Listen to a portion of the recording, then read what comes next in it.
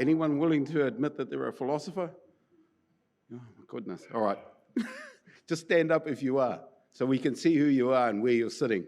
I'm going to need your help shortly. Ka pai? So, you all heard the story about if a tree falls in the forest and you're not there to hear it, does it make a sound? Ka pai? If you haven't heard it before, that's why I was asking for philosophers in the room. What I want you to do in the next minute is turn to the person next to you. If there is nobody next to you, turn to yourself and debate with yourself whether, if a tree falls in the forest and you're not there to observe it, that it makes a sound. So, 30 seconds, go now, and then I'll change you at 30 seconds to come around again. Ka pai?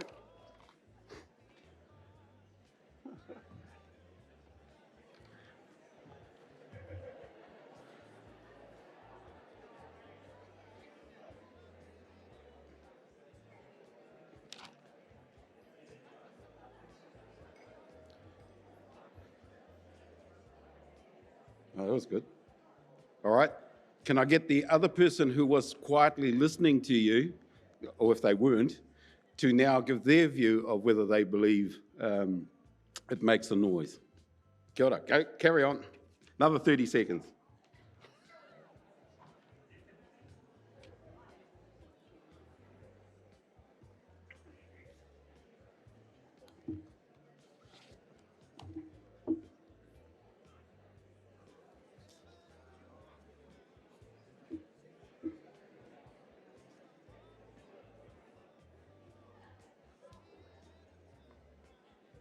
Yeah.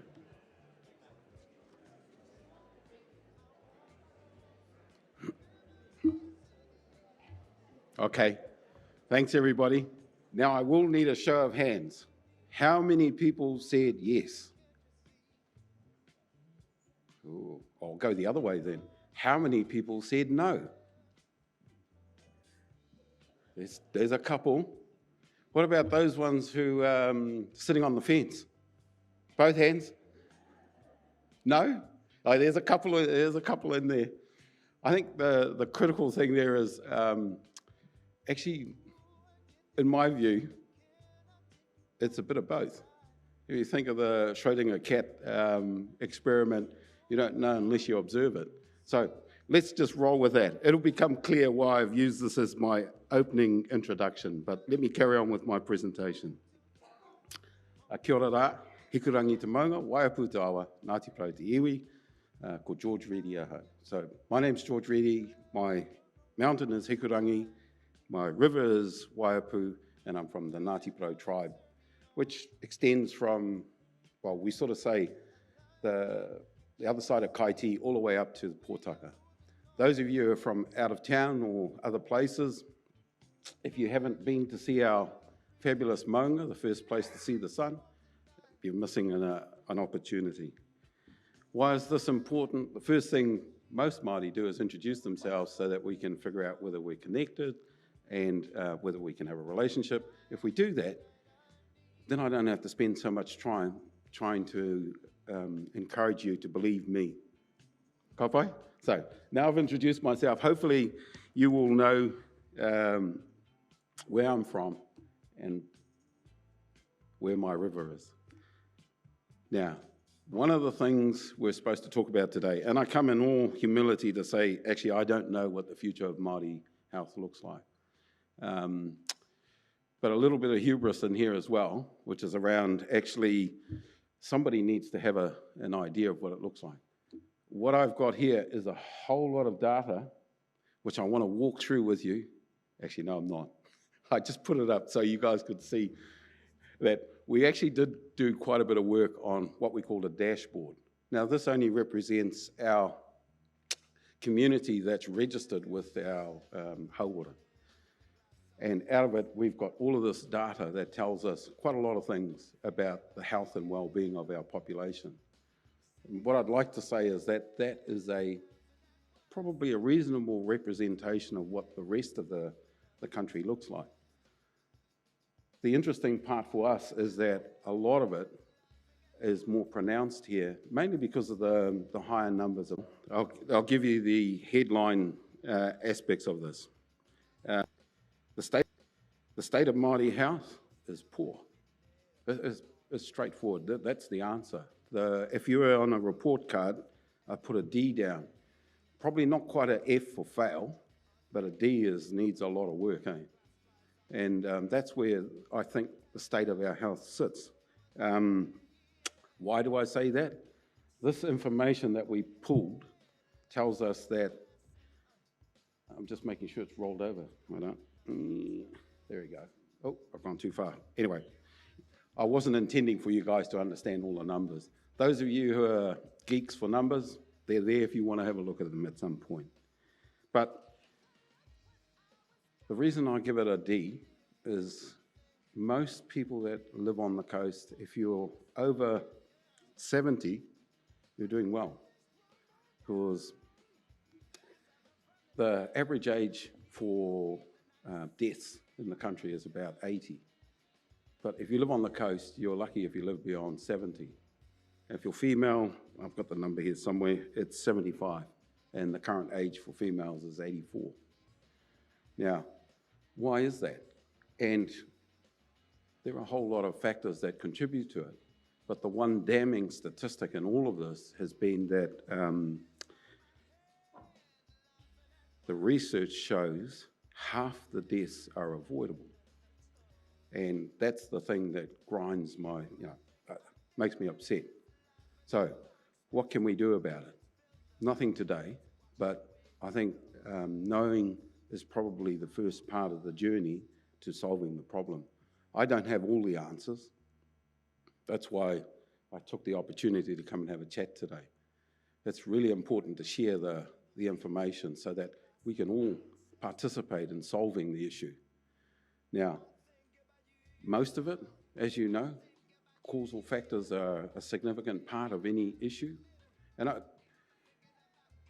high deprivation, I should be reading my own notes instead of looking behind me.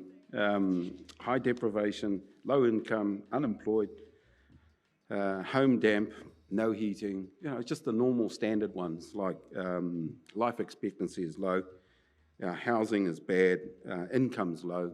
So it has a significant impact on the outcomes. I've got plenty of time too. I don't expect us to solve it today. Now, but this is only one part of the whole continuum of health. And what I'm asking is that everybody who leaves here today has a view around taking that home with them and saying, wherever the opportunity arises, to have a think about it. I try and move to a more light-hearted part of the conversation. Mātauranga. So Mātauranga is, in my mind, is defined as the use of Māori knowledge to further research, understanding, all of those aspects of it. And in our space, we're doing things like Aotearoa Genomic Healthcare Alliance, working with them on doing the DNA sequencing. So that's of whatever they discover in the climate change has significant impacts on, we've all been through cyclone. How do we change the world going forward? And a lot of it is science hasn't been listened to very well in the last, let's say the last 20 years. It's not until we get these huge events, fires in Europe, floods down our end of the world, everything, in the States, they're snowing from one extreme to the other. I don't want to be too much of a downer, but we might not leave a lot for our future generations, and the concept of researching interesting stuff may be lost on them if we can't just save the planet in its current form. But it's, so Māori have a lot of interest in the environment and always have. I think it's a philosophical approach to it. We have that, we see the natural environment as personified, as opposed to just being a thing or something to be used. In that sense, it's sort of like treating it as a person. And in that way, it gives you a better feeling about how you would treat a person. So I just want a different approach to how Mātauranga can influence the way that we might see things and how we might change the way we behave and work. I put the last one in, the Mars and the Stars, only because I'm a Trekkie fan at heart. So, sorry, go, travel the stars and the universe and all the rest of it. But the other part of it is Māori are also, I think, still at heart a explorer group. We've travelled the oceans and everything else. And this is the part that actually grabs a lot of, our imagination when we think about things. But it still gets mine. I still enjoy reading, seeing the telescope that's up there and the information that's coming back about what's out there. I could have asked the question at the beginning instead of does a tree make a noise, are we alone in the universe? That would be another philosophical question, or maybe it's a hard science question. The stats tell you that the potential's there. Whether you can get a planet that sits within the right space to enable life to form and grow and be us, it's all different. But all of those things are part of it. I just want to acknowledge that Mars, talking about going to live on Mars, there's some of us who think, maybe we should try and save what we got first, and then we'll think about the next part, travelling off to Mars to go and use that one up.